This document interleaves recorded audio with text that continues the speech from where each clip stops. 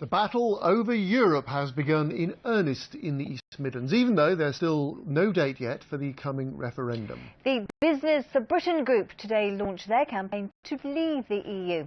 They say that small and medium-sized firms are handcuffed to rules and regulations which make it harder to create jobs. But the Britain Stronger in Europe team immediately hit back, calling their opponents' hopes for the future a fantasy land. Here's our political editor, Tony Rowe. Your mind back to the early 1970s when we joined the European Union. On the telly was a BBC soap opera based around rival brothers in the haulage industry. You don't have to go far to find the 2016 soap opera involving brothers in the haulage industry. This time it's about membership of the EU. All you have to do is cross the ring road in Nottingham.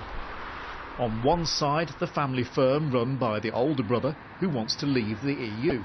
On the other side, the new haulage business, where the brother wants to stay.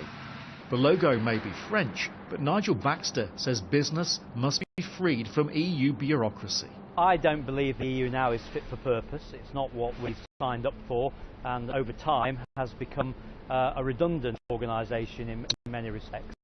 His brother Ian admits he's a bit Eurosceptic, but says leaving the EU would damage business, especially one like his, which deals with 30,000 freight shipments around Europe a year.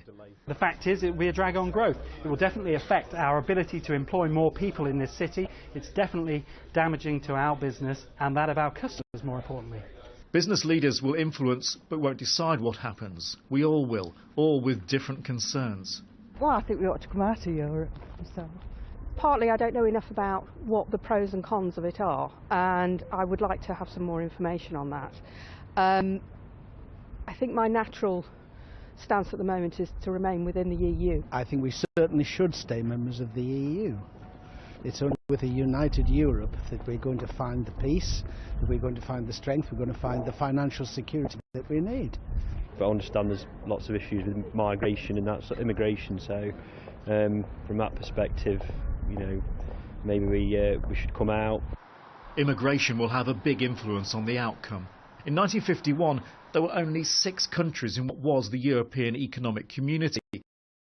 The 6 became 9 in 1973 when the UK joined.